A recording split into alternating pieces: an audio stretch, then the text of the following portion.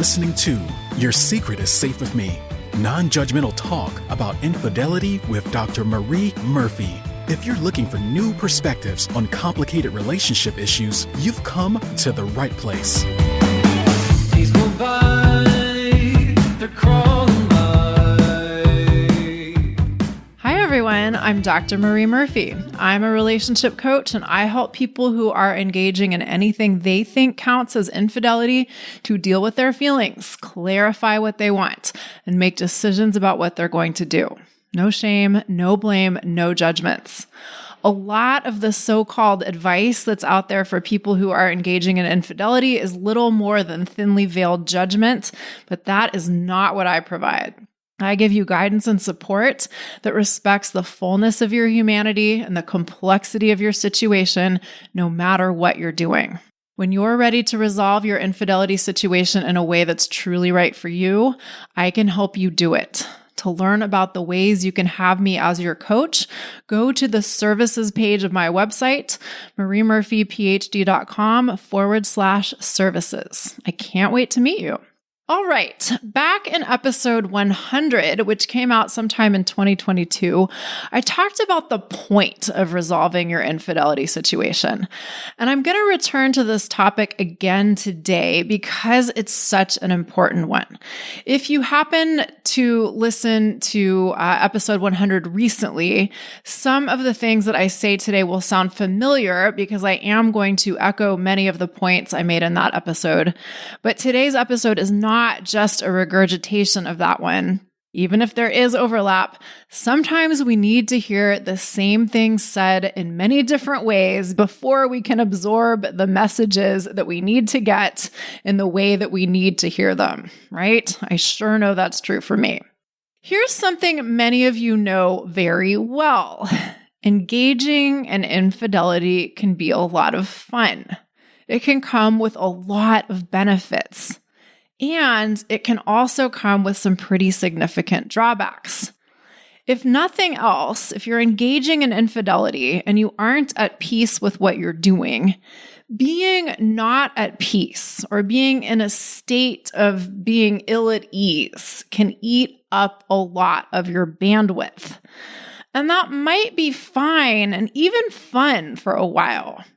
Sometimes it's exciting to have a thing going on in our lives that sucks up a lot of our energy and attention. Sometimes we like the drama and difficulties that can be associated with engaging in infidelity, right? Moreover, if you're engaging in infidelity, you may be able to have your cake and eat it too to a great extent, or in some respects. For example, some people find it really, really awesome to have the stability and familiarity of a committed relationship to come home to, and also have the excitement of a secret relationship with someone new, or some secret sort of infidelity going on the side. A lot of people experience that kind of situation as pretty great.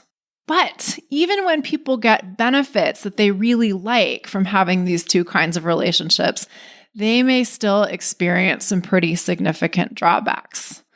For instance, when you're focusing on maintaining two relationships, you may not have as much energy left over for other things that are important to you in your life.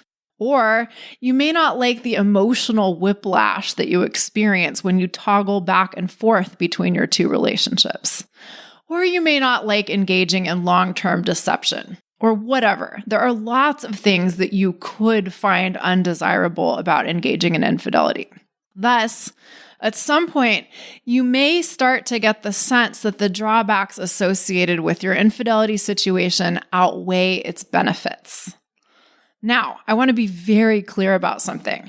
I'm not suggesting that if you're engaging in infidelity, the obvious conclusion is that the drawbacks outweigh the benefits. I know that line of thinking is out there, but that isn't my position. If you aren't experiencing any problems with whatever you're doing infidelity-wise, then there's no problem. I'm not here to tell you that you have a problem if you don't have a problem.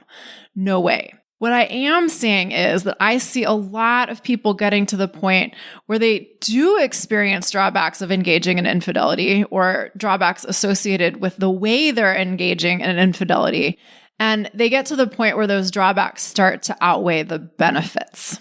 And if and when this happens for you, you may want to start to think about taking a conscious, deliberate approach to resolving your infidelity situation in a way that you feel great about, right? Here's another really important point. I believe that resolving, quote unquote, your infidelity situation can mean many different things. If you've been listening to this podcast for a while, you probably know that very well already, but it's a really important thing for me to make explicit, so I'll say it again. There are many ways to resolve an infidelity situation.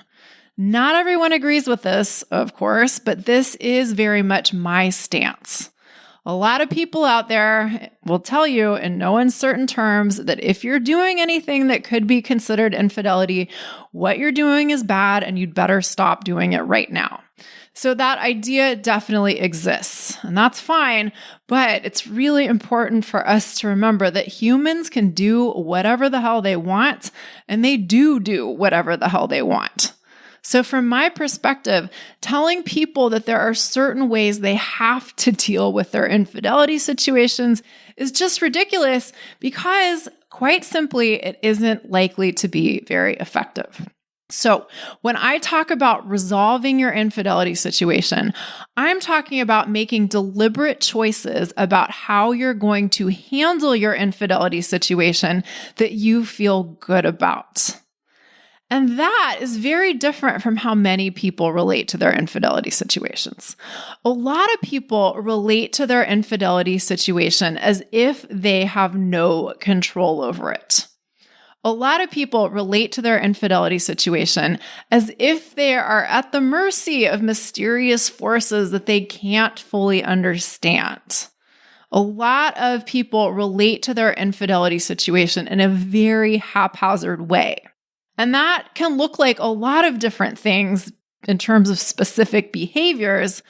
But one of the manifestations of all of these kinds of approaches is staying stuck in the status quo and treating the status quo like it's the only option. Now, here's another little thing that I'd like to clarify. I'm all in favor of letting ourselves get tossed around by life to some extent. I'm all in favor of not making decisions immediately, at least sometimes. I'm all in favor of allowing yourself a grace period to explore new situations before you decide what you want to do about them. I'm all in favor of just going with the flow of life and seeing what happens sometimes, to some extent. I believe you have the prerogative to not make decisions about your infidelity situation and to carry on what you're doing. And I believe that you may need some time to explore your infidelity situation before you can possibly begin to clarify what you want to do about it and make decisions about how you want to handle it that are truly right for you. So I just want to make it clear that today's episode does not boil down to me saying you'd better resolve your infidelity situation as soon as possible. That's not the point.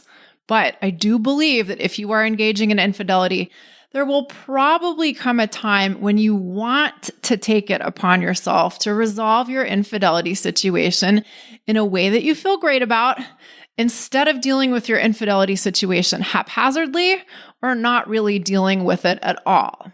And getting to this point can be kind of great. My opinion is that reaching a point where we decide that we want to take responsibility for our lives in a new way is a really wonderful thing. Here's the thing though.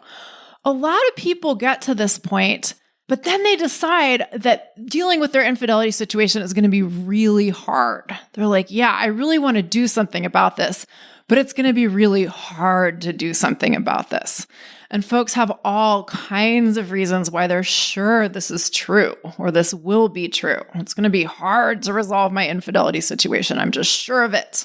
Now, this business of whether something is hard or not is interesting. Technically, whether something is easy, quote unquote, or hard, quote unquote, for us is a matter of our thinking. Believing that something is or will be hard to do is optional. I talk about this more in episode 173, which is called the easy-hard paradox.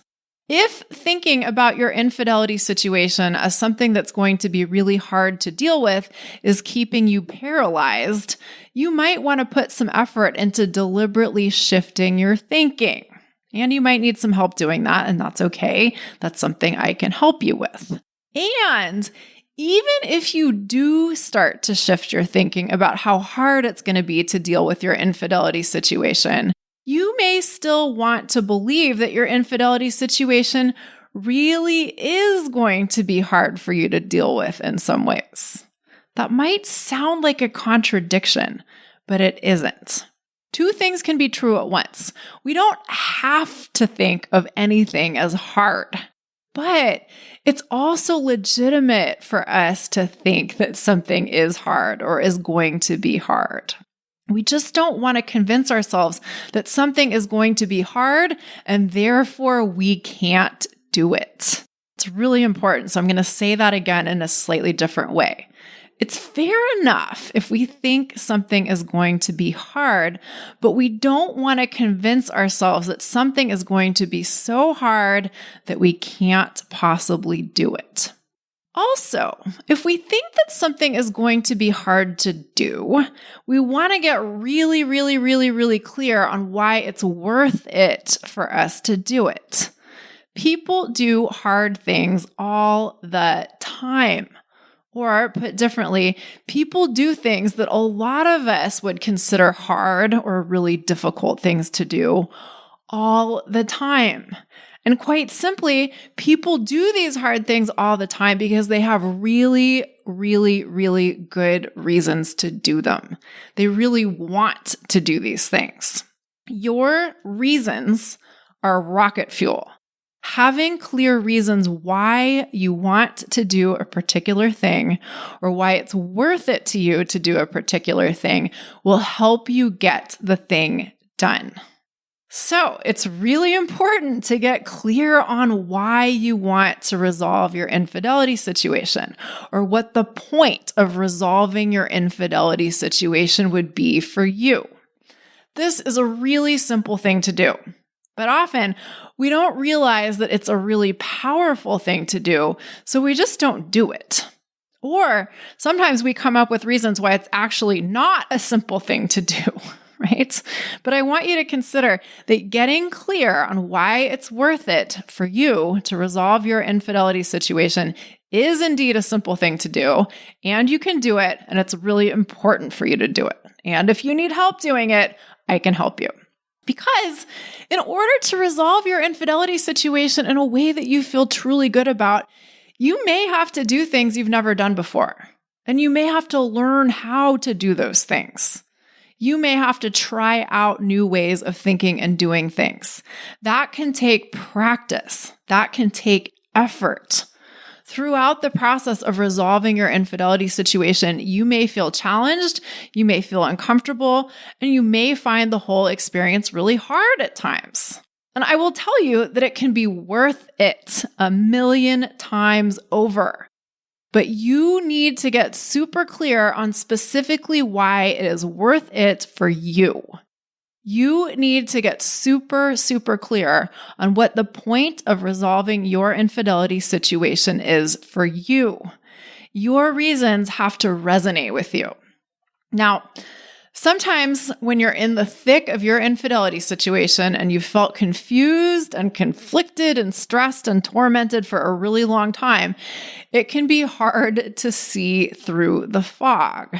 It can be hard to think clearly about what the point of resolving your infidelity situation might be when you feel totally besieged by your own drama and so overwhelmed that you just can't think straight. So, I'm going to suggest some reasons why it might be worth it to you to resolve your infidelity situation.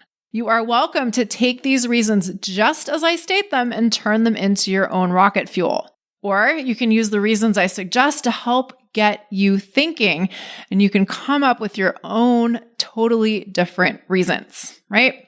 So here we go. Here are 7 reasons why you might want to resolve your infidelity situation. Or here are 7 things that might be the point of resolving your infidelity situation. Number 1, choosing a particular way of handling things or choosing a particular path and sticking to it can be a tremendous relief. Now, this can be true no matter what path or what approach you choose in regards to your infidelity situation. For instance, some people choose to keep on engaging in whatever they're doing that they think counts as infidelity, right? And they decide that they're going to make peace with that approach. That's the solution, making peace with that approach. Now, other people say, I'm going to stop engaging in whatever I've been doing that constitutes infidelity. And that works for them as a resolution. Whatever way of handling your infidelity situation you choose, choosing a particular approach and sticking with it can be a tremendous relief. Saying, I'm going to do things this way, and I'm going to decide to be okay with doing things this way is very different from endlessly torturing yourself by saying, I don't know what I should do and I just can't decide, or some version of that. Pick a path and stick to it and enjoy the relief and simplicity that comes with that. Number 2, being able to live a love life or sex life or romantic life or relationship life or love/sex/romantic/relationship life that you really like usually feels a lot better than dedicating a lot of time and energy to maintaining a love life that you don't really like or is just an exhausting source of drama. Choosing a path within your love life is great. Choosing a particular path within your love life that you are truly enthusiastic about is even better. Number 3, we don't know how much time we've got.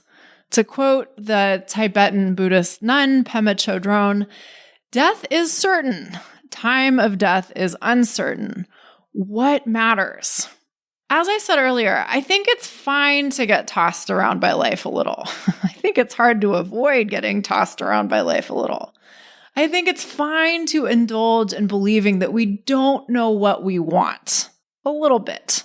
But at a certain point, we may prefer to do our best to make decisions about how we are going to live our lives because we don't know how long we've got, and we want to live as deliberately and as intentionally as we can.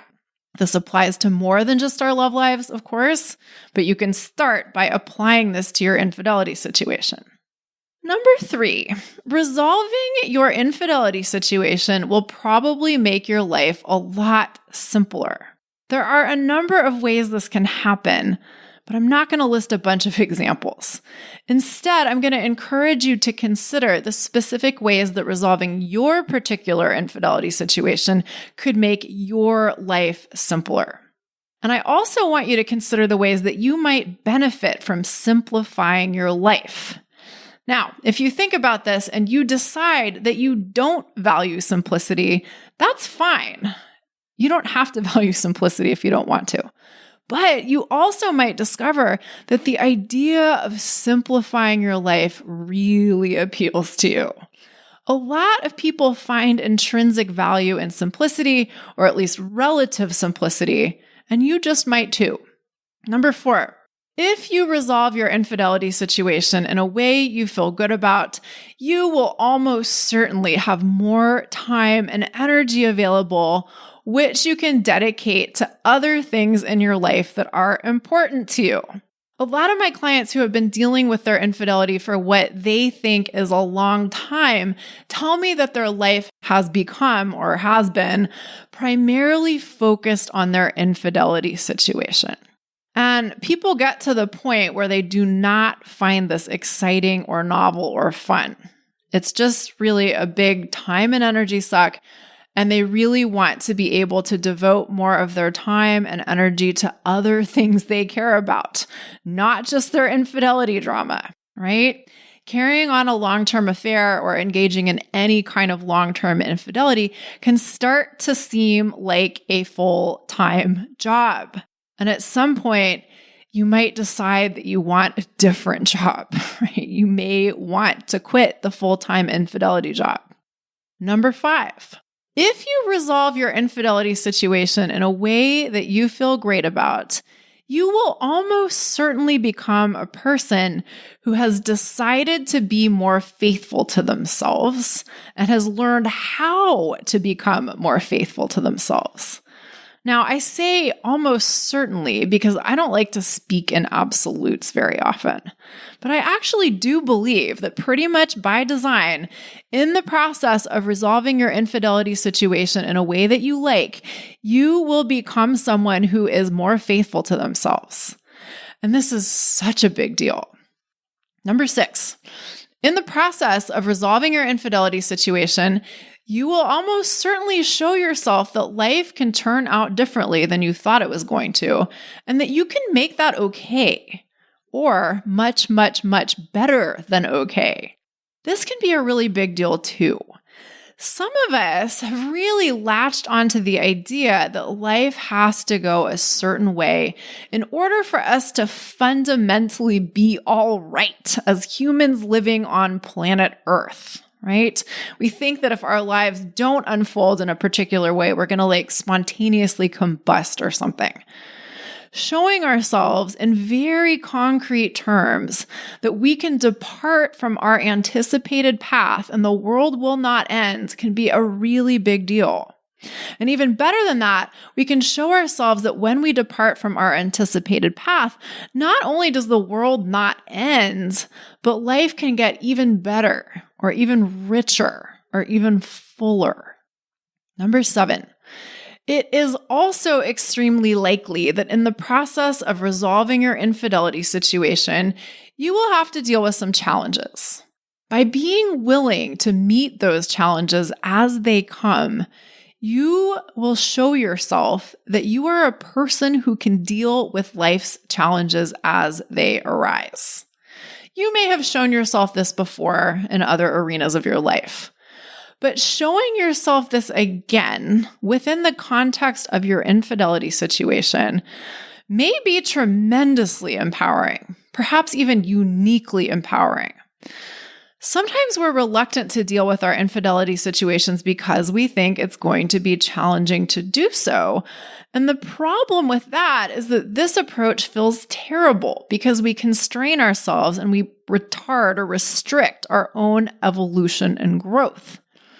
Allowing our own evolution and growth by developing faith in our capacity to meet challenges with courage is such a gift to ourselves and to those we come into contact with.